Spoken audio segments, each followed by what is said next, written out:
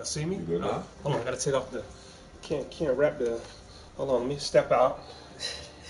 You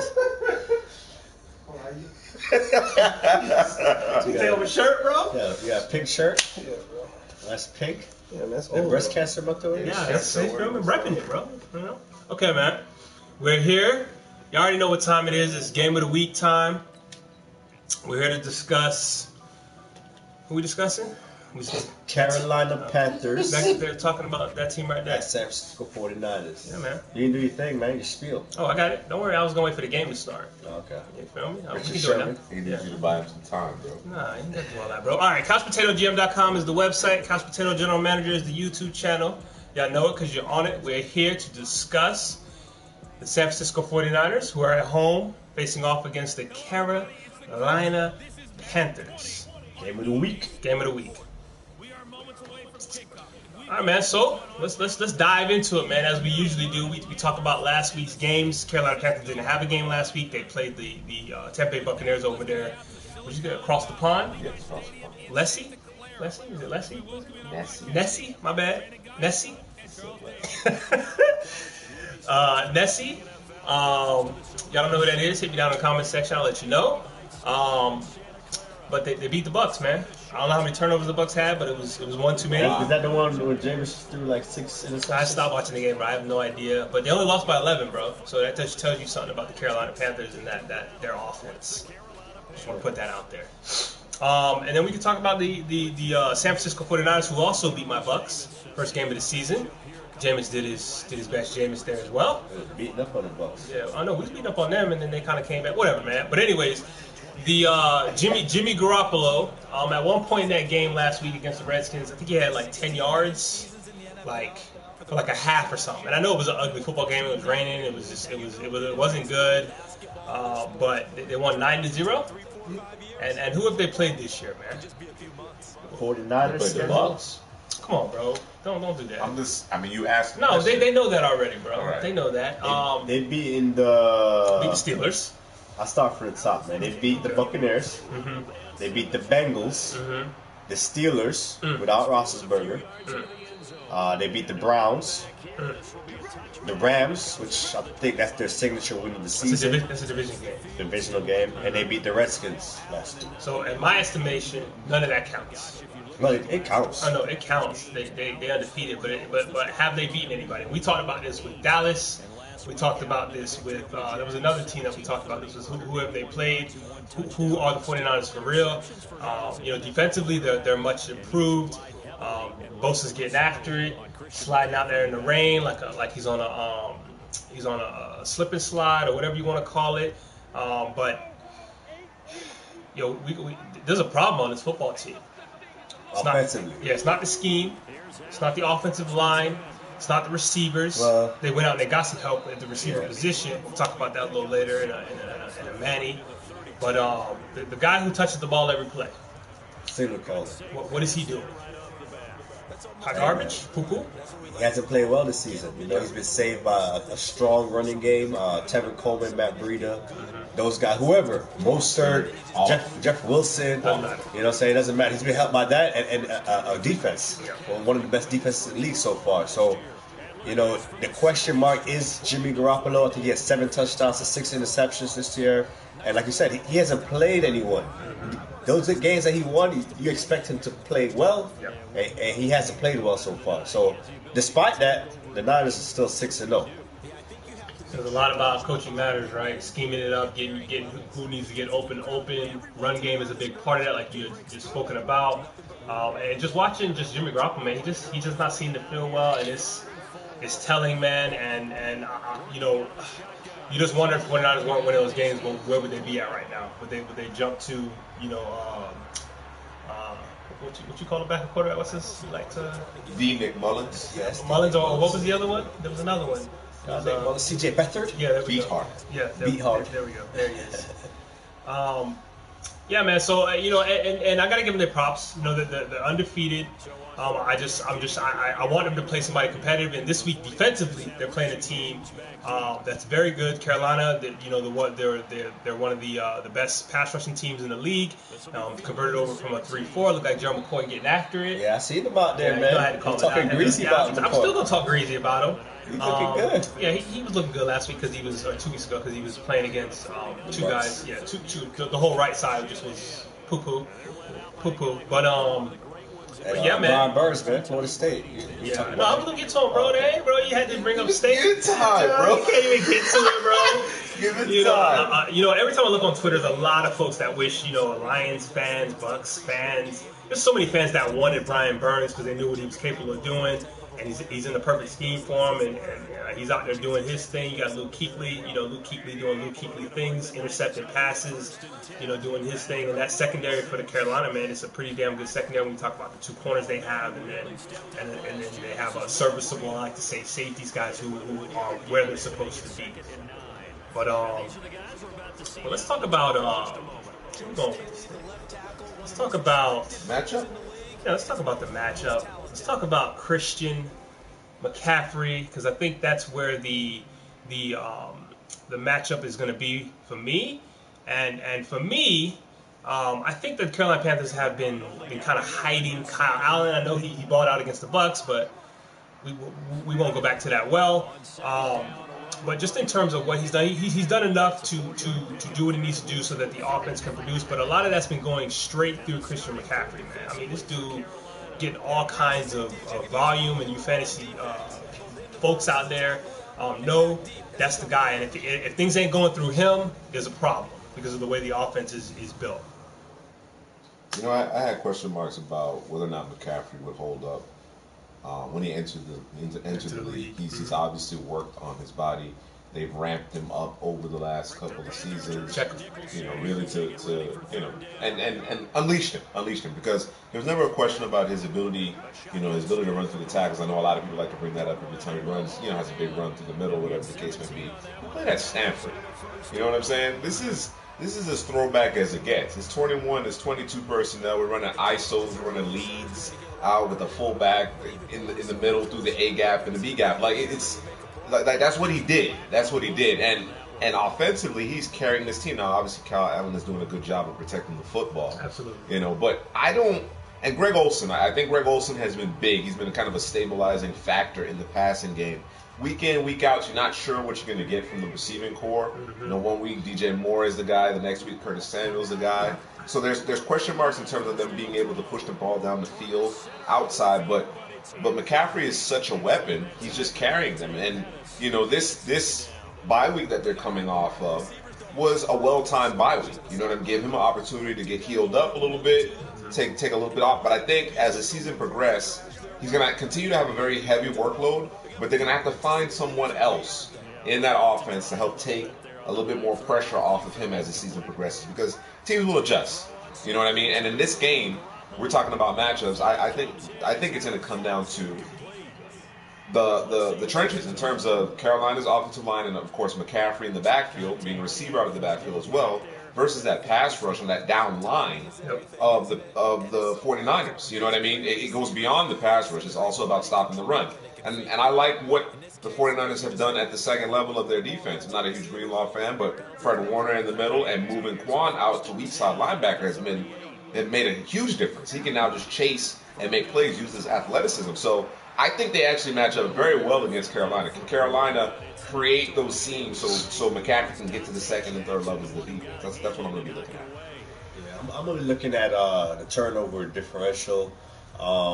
Like you said, man, Carolina's kind of hiding Kyle Allen, but he's done a really good job of not turning the football over. 0 interceptions thus far in the season, where Garoppolo has 6 interceptions right now. And Carolina is second in the league behind, we know who, the Patriots. They're second in the league in takeaways. So, they get their hands on a lot of football, whether it's fumble recoveries, interceptions. So, I think that's the matchup in the game. That's what we need to see. Which team's going to protect the ball better? Is it going to be Carolina or the 49ers? Just you were talking about, a can Christian McCaffrey continue to do what he's doing? They need to find out another guy, and I think I know who the other guy is. He was supposed to be healthy. He's healthy, right? Is it what number is he do this or he do? Oh, no, he do this. That guy. Cameron? Yeah. He not healthy. What's going on, man? We gonna roll out there with Kyle one more time? This is kind of the whole story. You know what I'm saying?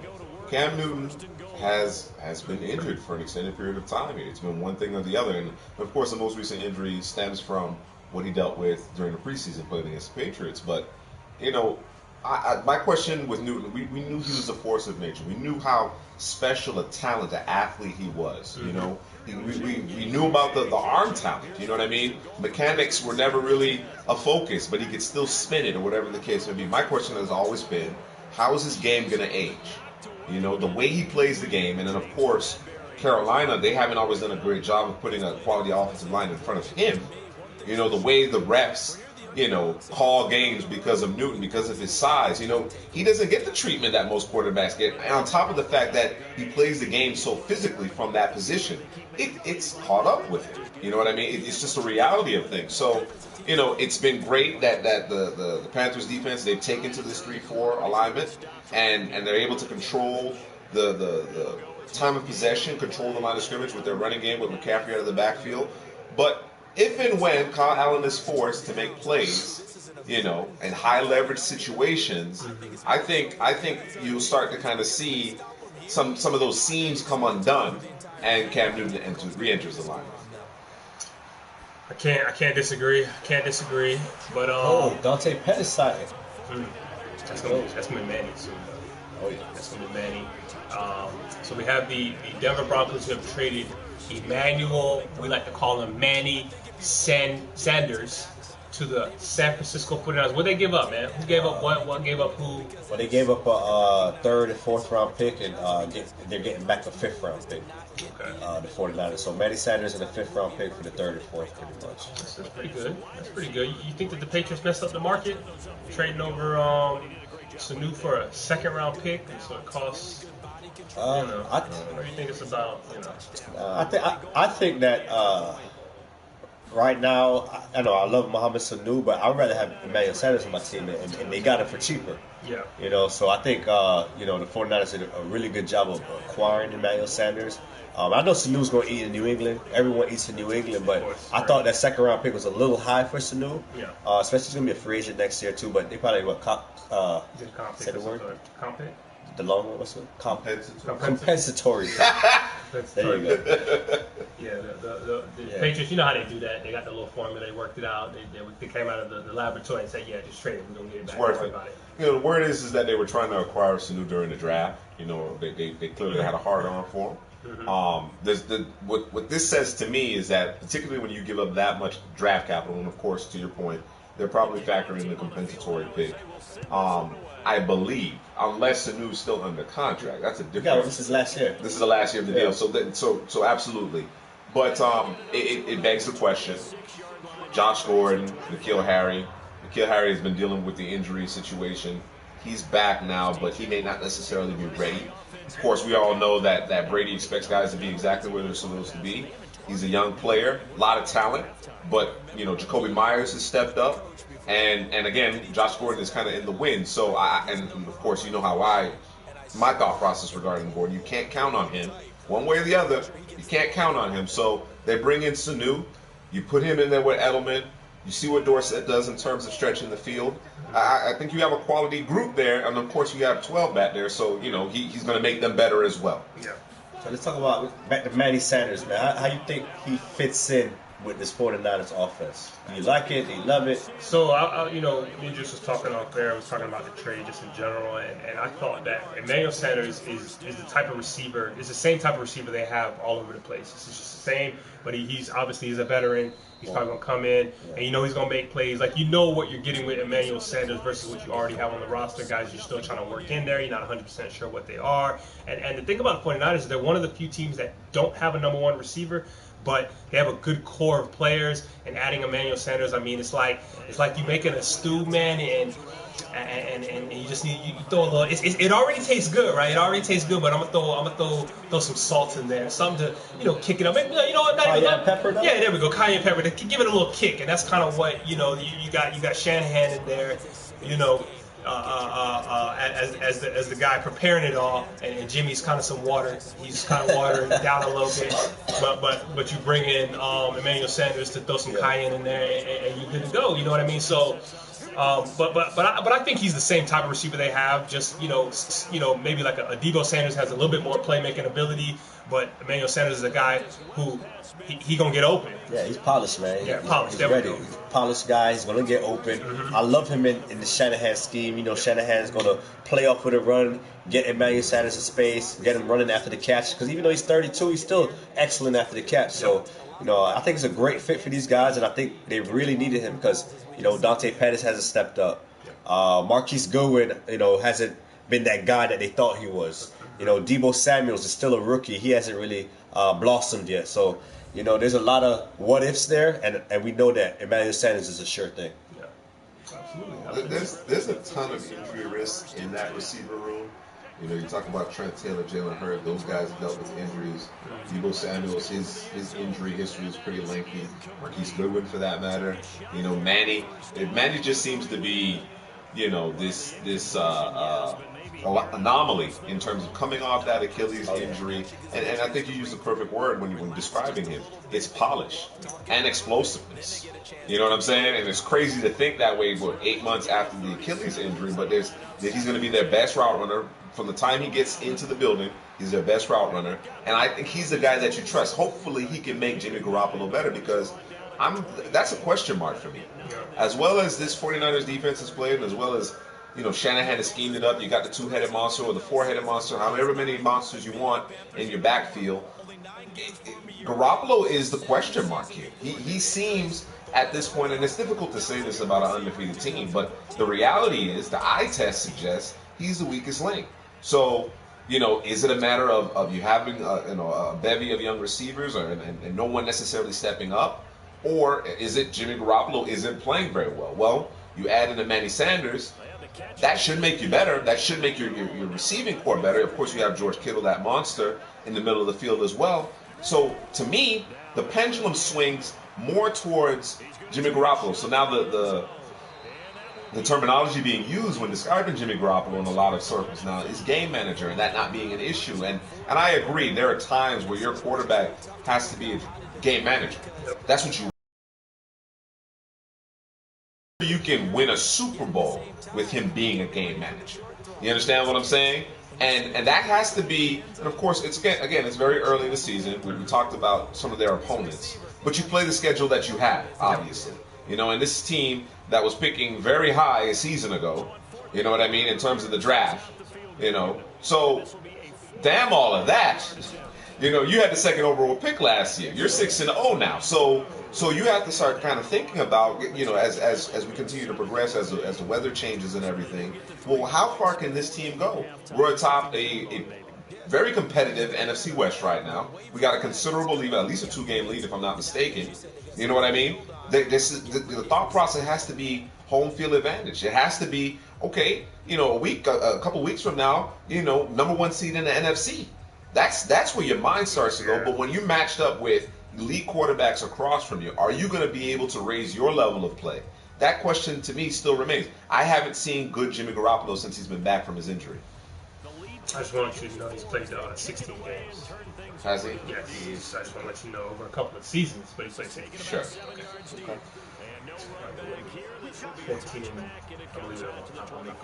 But and again, that stat, quarterbacks wins and losses, of course, at the end of the day, that's all that matters. But it can be misleading in terms of a quarterback's performance. This isn't to say that we haven't seen the flashes. That's why Jimmy Garoppolo got paid, because we saw the flashes. We saw what we thought he could become. I've yet to see the consistency from him. And whether it's rust that he's knocking off, whether it's not necessarily being on the same page with the receivers, Jimmy Garoppolo's not seeing the field well, in my opinion. You know what I mean? This team is too talented otherwise offensively. Now, they have some injuries along their offensive line. There's some legitimate concerns here with respect to that offense.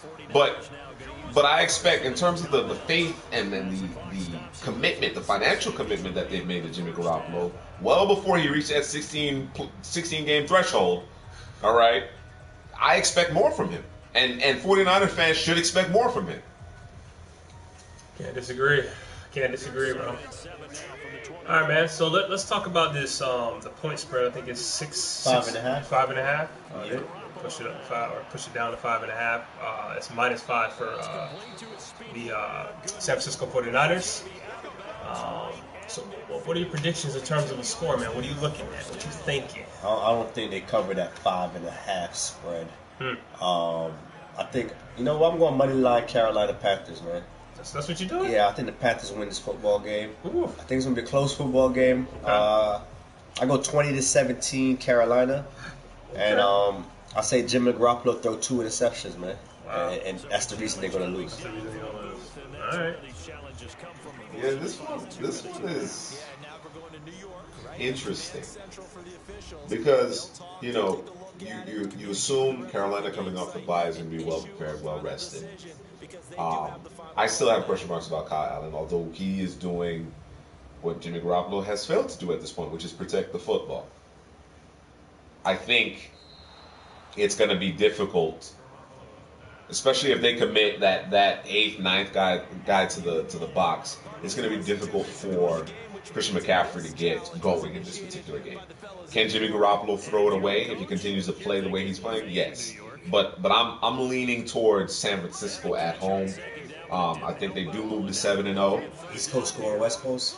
Yeah, I think, like I said, Carolina's coming off this bye. I expect them to be well prepared, you know, in terms of, and I expect this to be a low-scoring game, to be perfectly frank with you. But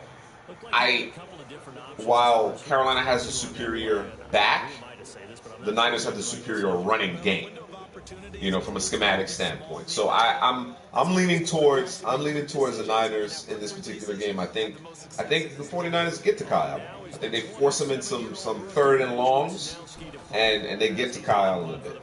Do you think they cover that 5.5? Do I think they cover the 5.5? Okay. I think it's possible. I think they can cover. I think they can cover. You know, I'm thinking a 3-point, 4-point game in this one, in a relatively low-scoring affair. I'm thinking like 20-17. That's what I had, 20-17. Yeah.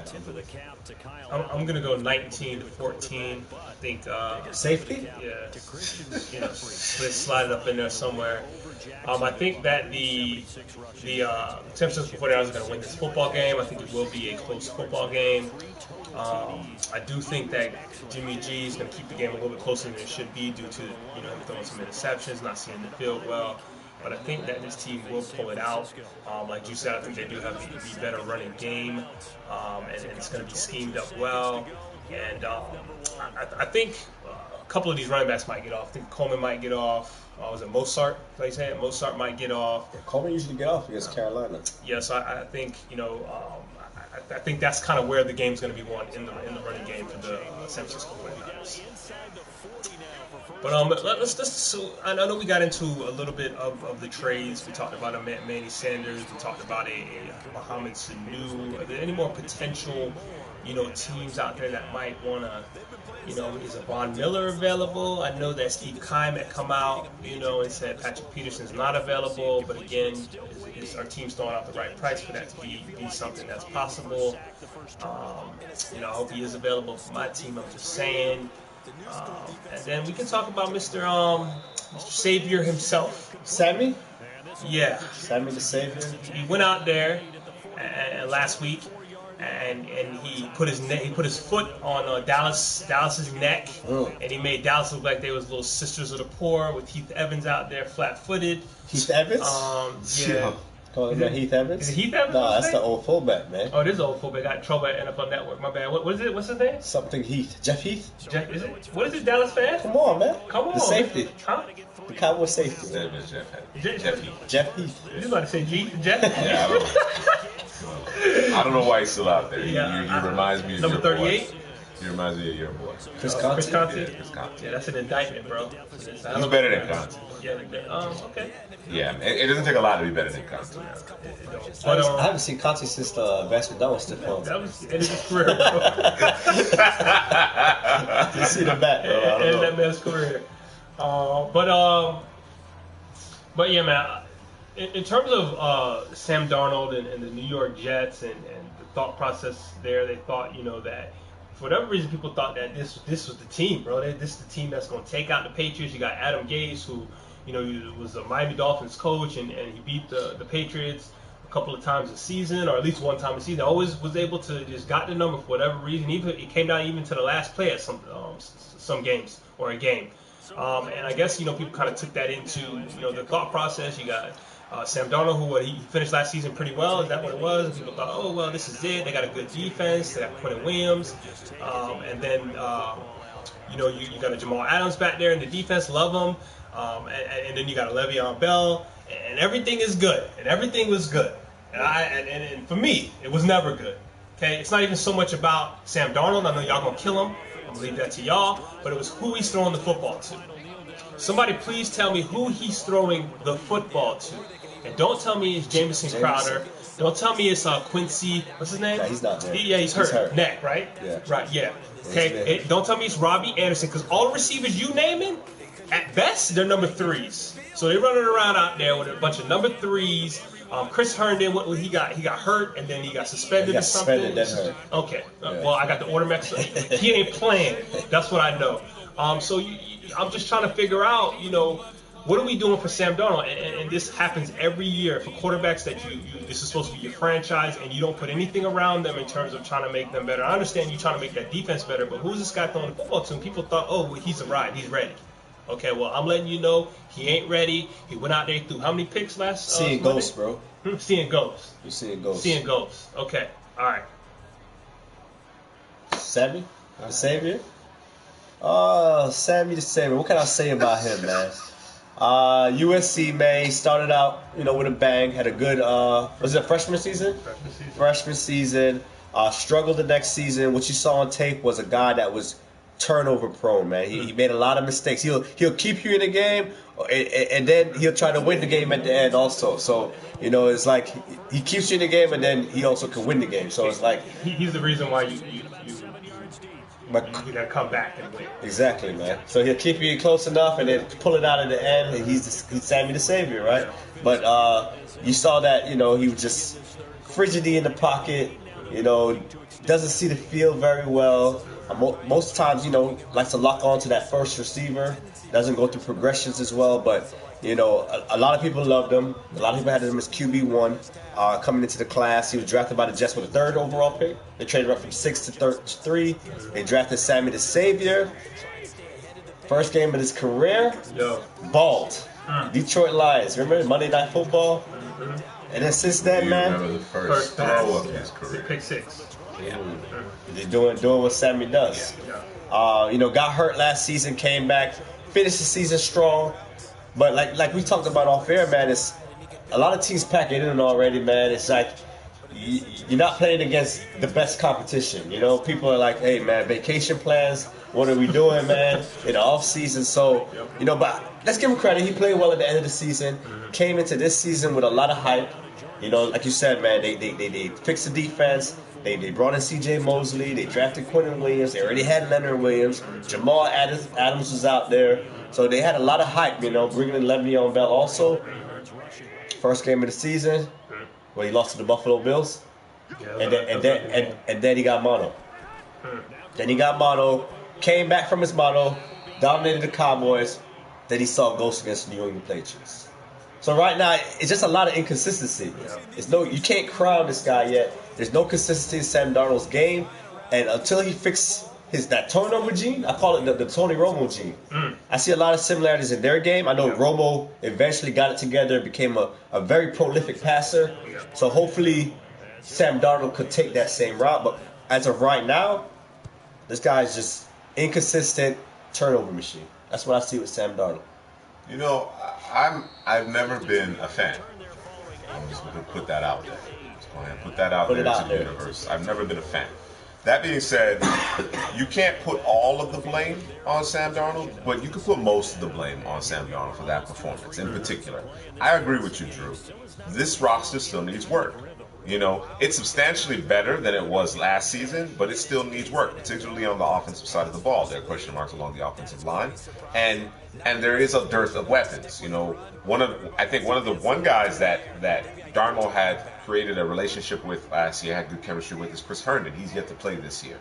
He had the suspension, and then he's been out for whatever reason. I don't know if that's him being injured. I don't know if that's being in Adam Gase's doghouse. You know how Adam Gase is with certain players. You know, I think there's some blame that goes to Adam Gase. I don't think he's done enough to help mitigate some of the things that Darnold has struggled with, or made those in-game adjustments. Of course, he's going against Master and Belichick, so that's a tall order as it is. But Gase has struck me as one of those, I'm stubborn. I'm going to run my offense. I'm not changing. I expect you to execute my offense. You understand what I'm saying? So there's a certain level of that. I say all that to kind of put that out of the way so that I can focus on Sam Darnold. And like I said before, I've never been a fan, and part of the reason why is I didn't see a quarterback that improved. People will point to that last month or so during his rookie year where they saw marked improvement, but Heather, you laid it out very well. At that point, you're not even sure what you're playing against at that point. Unless you're playing against teams. Houston, I guess, was one on a Saturday night that he played pretty well. But in general, you're playing against teams that their focus isn't on that game. Their focus is on the month or so that they have off before they have to report back to the building. You understand what I'm saying? So that to me isn't a very good barometer. My big question mark out of college was, number one, the propensity for turnovers, all right? That hero ball type of mentality. During his freshman year was all very exciting. During his sophomore year, the encore, it was very bad.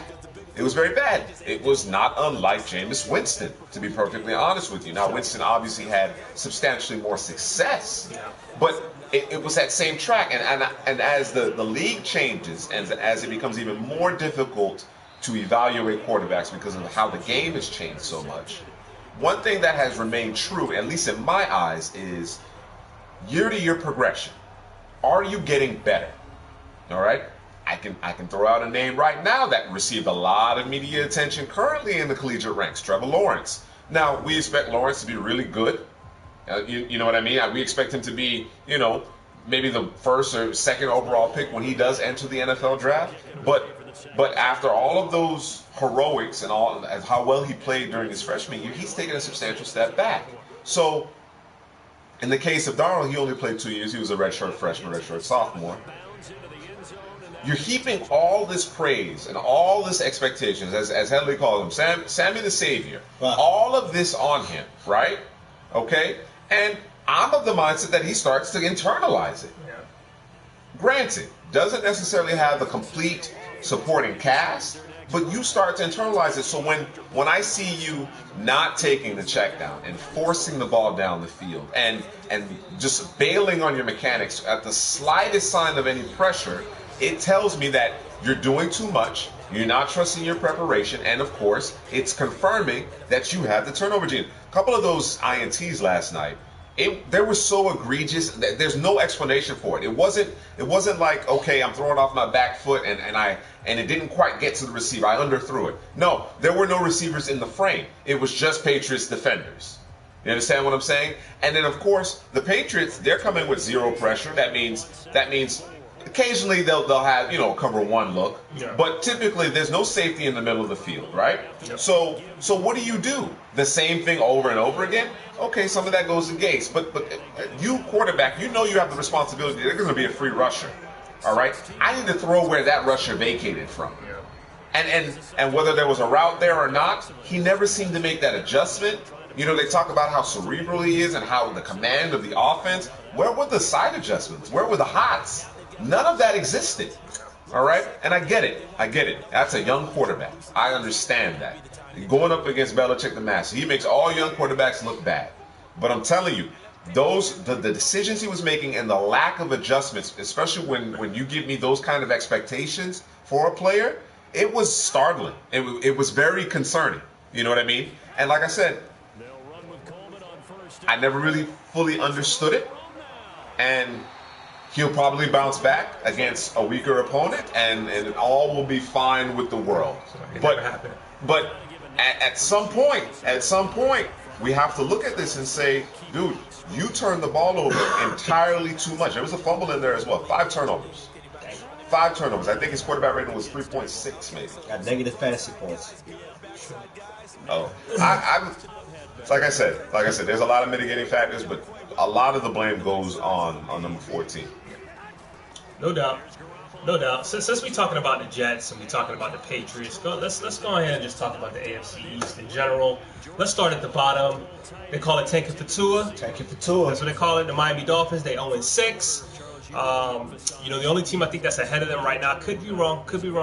Hit me down in the comment section, is the Cincinnati A Bengals. But in terms of the Dolphins, man, looking at this team and the rosters that they have, man, would y'all deem it as the lowest quality roster in terms of talent, position by position, player for player? Absolutely. Just off the top of your head, just thinking about it. Man, they're worse than Cincinnati, worse than the Redskins, definitely worse than the Falcons. So yeah, player by player, they have the worst roster. Who would be their best player? Maybe cornerback? Xavier Howard, yeah. Definitely. Yeah. I mean, they're good at this roster. They're good at it. Trading maker. Yeah, they knew exactly what they were doing. They good at it. With that being said, there's still a couple players that I like. You know what I'm saying? On this roster. And I'm not even talking about, the young guys like Christian Wilkins. You know what I mean? I like him, of course, but I'm not even talking about that. I've seen some flashes from Jerome Baker. You know what I mean? I think, a favorite of mine, you guy, Mark Walton, Preston Williams. And of course, we've all talked about Josh Rosen, and of course, he didn't get a fair shake again. Hopefully he will be dismissed and go to a decent organization. Yeah. You know what I mean? Because it's been a shame in terms of what they've done with him. But with that being said, I agree wholeheartedly. There is an amazing dearth of talent on this roster, and that's by design, obviously. And then let's go to the next team, obviously, is the New York Football Jets. We finished talking about them. Y'all know what the issues are with that team. And then let's move up to the Buffalo Bills. Second best record? They're 5-1. AFC. Only team they lost to was the Patriots. Was that a close game? Yeah. It was? It was close. It's tight. Yeah, it was. Buffalo's defense is legitimate. Obviously we watched the Monday night game, and Booger McFarland, went on record about Stephon Gilmore, who's a former Bill, being the best cornerback in the league currently. Gilmore's been fantastic. Yep. There's a really good cornerback in Buffalo that very few people talk about, and that's Trey White. I remember, when we were doing that analysis, he was the top 5 guy. I think he was top 2 for Henley in particular, and he's been amazing. He's been terrific, and as a matter of fact, that entire defense has been really good. The Edmonds, the safeties are fantastic. They're interchangeable. Edmonds at the second level, he's taking a step. They got playmakers along the defensive line. The question remains, and of course there are questions about supporting cast on the offensive side of the ball, but the question remains the quarterback. All right, he makes plays, using some of his athleticism, buying time, has the big arm, but again, I go back to kind of my conversation as it pertains to Sam Darnold. Like, I need to see the progression. I haven't yet seen the progression. You've been bailed out by Frankie, 36, 37-year-old Frankie, and a great defense. When you play against teams that are going to put a little pressure on you to be that quarterback, can you make those plays? The one thing I want to defend them a little bit here. We can talk about the weapons. This is one of those teams that just they don't have it. They, for whatever reason, don't know what's going on. Hopefully, going into this draft that they go heavy, or maybe they trade for somebody. I don't know. Antonio Brown, he can go out there. That's somebody. What do you call it? Siberian. Yeah, for receivers. Yeah. I mean, that's what receivers go to die. But I just. The scheme that is being ran there in terms of it's that old saying, you live by the 3, you die by the 3. With the scheme that they run in terms of their offense and just throwing the football down the field, that's kind of what they're doing. we gonna run the football and we throwing deep passes. That's kind of what they want to do. It's kind of it's because we got the quarterback to do it. But I mean, I think that's a product of Josh Allen. You know, I think the coaching staff knows what he does well. Yeah. So they're gonna scheme up deep passes for him. Yeah. You know, they're not gonna scheme up things where he has to go to his first, second, third level to the intermediate game because they know he struggles with that. He's probably gonna take off and run with the football. So they try to do plays where they can scheme John Brown deep, and it's been working for him. You know, he's been hitting it at least once a game. But my thing is, I think you got to find a balance with that. Yeah. You know what I mean? And I don't know that that's balanced enough, but I guess I mean they 5-1, so I can't really say No, I mean, like I said, that defense has been tremendous, and Josh Allen does typically find ways to make plays. You know what I mean? You know, he's a competitor. I have to give him that, and most guys are competitors. You understand what I'm saying? To me, it goes back to the decision making. Yes, you're typically calling lower percentage throws, so I don't expect you to have this sterling completion percentage. You know what I mean? There may be a slight uptick in terms of turnovers, but there are some head scratching throws. You know what I mean? And that's problematic. They just hasn't necessarily bared its way out in that win-loss column yet. And I mean, do we need the same thing about the Patriots, bro? I mean, they haven't played anybody. They've been kind of playing the little sisters of the poor too now. Let's be real. The division ain't that great outside of the Bills. They got 2 Ducks, Mallards. I'm a nitpick. I'll nitpick. Okay. You know, you talk about the schedule. I guess you can make a reference to that. The offense hasn't been the well-oiled machine. They haven't been on the run like they usually do. They haven't quite got that because of the offensive line. Yeah. It always comes back to the offensive line. But Dante Scarnecchia, where you at, bro? Give him time. Okay. Give him time. Okay. You know, Trent Brown was Trent Brown until he became Trent Brown. You understand what I'm saying? So give him time. That's the only really knock I have with New England. Anything else, bro? You good? New England? Yeah, they just... Man, Brandon Bolden back shoulder? Yeah. Yeah, they completed a Brandon Bolden back shoulder. That's why I say they can do anything, bro. And I'm gonna throw one more nugget out. I'm gonna throw one more nugget out. You know, somebody, they fantasy team. They was down by 40. Yeah. But guess what they had? Guess who they had? Yeah. They had the Patriots defense when they had dropped 42. Yeah. 42 points. They were playing Sam Darnold too. Oh, got negative. Oh, wow, that's that hurt. That's that hurt, bro. Imagine you was up, you know what I'm saying, with nobody left, and you had Sam Darnold. You was like, I'm going to score some more points, man, to maybe put a playoff race later. Yeah. And he lose you points and lose you the game, man. You be sick, man. That's sick. Yeah, man. That's the type of stuff, people, I'm not going to say it. But CouchPotatoGM.com is the website. Couch Potato General Manager YouTube channel. You know it because you are on it. We're here. We've been here to talk about the game of the week. We do it every week. I don't know who's next week, but we'll be here same time, same place. Hit us down in the comment section. Like, subscribe, comment, and share the video, man. Don't be selfish. Don't be selfish. Drink a beer. Have a good time.